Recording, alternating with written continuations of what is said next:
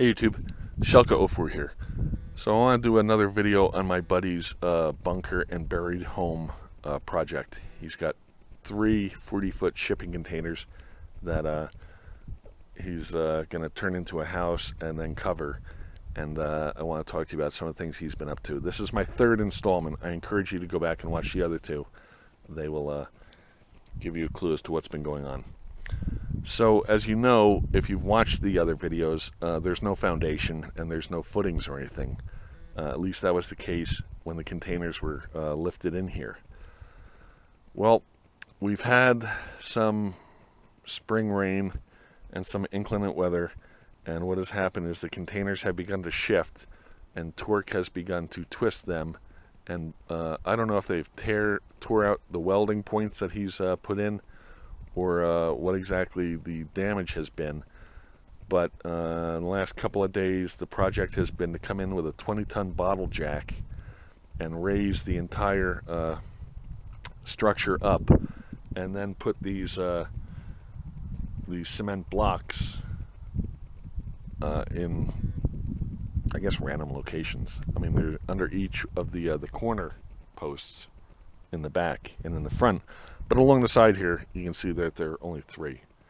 Now, there's been some change on the inside, and we'll go in there for a minute and look.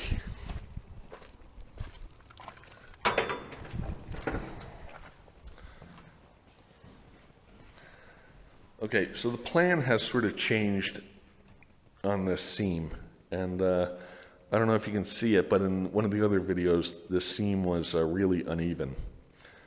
The plan now is to get the two seams even, and then to spray foam the seam, which I think is a really good idea, and then use grade 8 bolts to pinch that together.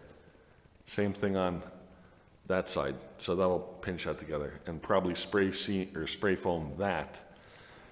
Then this seam, once this is spray foamed, he's going to go back and put like a 3 or 4 inch square metal tab or plate there, and weld that into place every 2 or 3 feet. So that sounds like a good idea, actually. The other thing that he's going to do is then put 3 feet of plastic on either side of the seams. So I think in that respect, he's on target with what he's looking to accomplish. To accomplish that, though, he's going to have to pull up that floor, and he's aware of that. He mentioned, though, let me see if it's, he mentioned the floor here being spongy. It feels a little soft. The unfortunate thing is, as I said, outside, those cement blocks were only put around the perimeter, and so there's nothing underneath that's going to prevent settling, especially in the center of the containers. So let me turn this off for a second. We'll go up top and discuss that. Okay. Excuse me. Okay, so here we are on top. Now, I said in the last video that he had drilled down through the containers and bolted them to these I-beams. And the I-beams are the old frames from mobile homes. So there is some strength there. And then, as you can see, like here, he's actually tied into the outriggers, if you want to call them that, on the I-beams. So the roof, oh, and as you can see also, he's welded every foot and a half. These channels here, there was still some sponginess between the I-beams, so he put these channels here. He's going to lay in 1 or 2 pieces of rebar and cement those channels. So I think that's a good idea.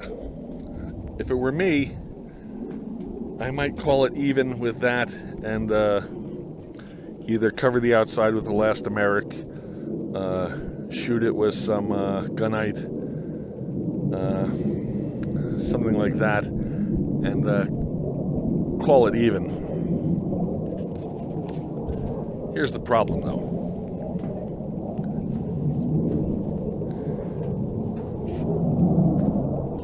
Forgive the sound of, they call it the sound of freedom here, but basically it's a squadron of fighters taking off from the local Air Force base.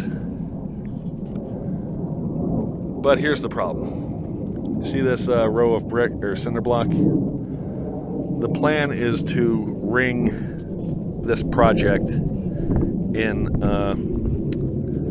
cinder block and to go 3 to 6 courses high. And I'm walking back here so we can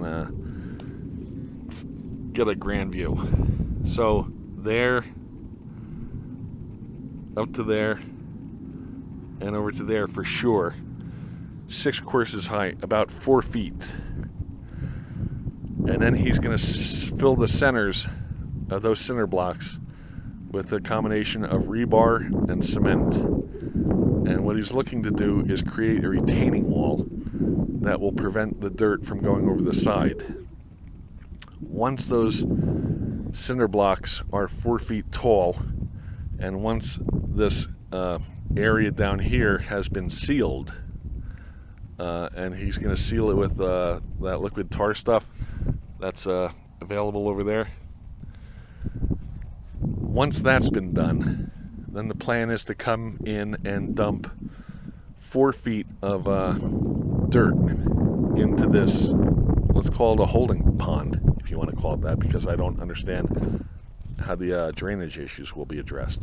Now, at some point, and I don't know whether it's halfway through the putting of the dirt, or once all the dirt is in here, the plan is then to come with a couple of dozen bags of mortar and dump that mortar dry on top of the dirt and use a garden tiller to till that up and mix about the top foot. Here we've got very sandy soil, so mix that top foot and wet it down and basically create a semi-permeable cap on top. That the hope is that that will ensure the ultimate drainage and waterproofness. Then, if you've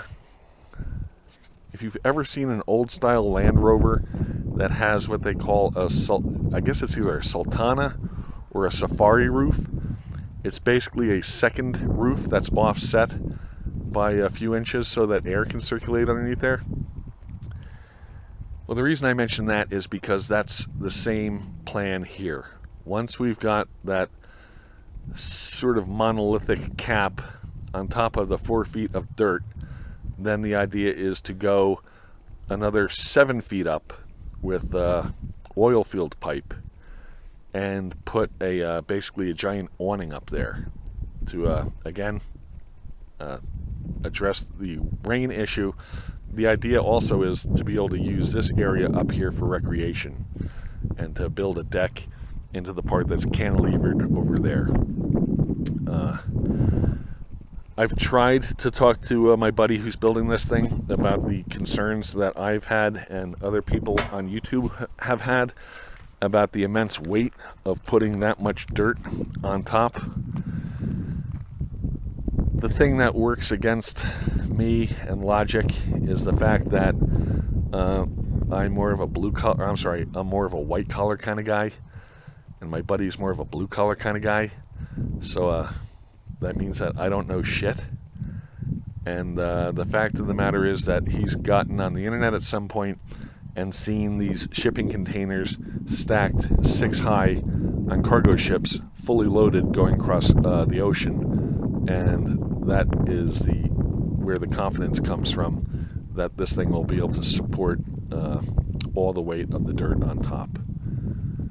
My hope is that that project or part gets done first, so any structural concerns will become evident before work commences inside and or living commences, because I think that'll be a bad deal. Anyway, so if you have any questions or thoughts, please feel free to leave them. Otherwise, catch me next time, next installment for the underground bunker building project. All right, we'll talk to you later. Shelka04 out. Thanks, bye.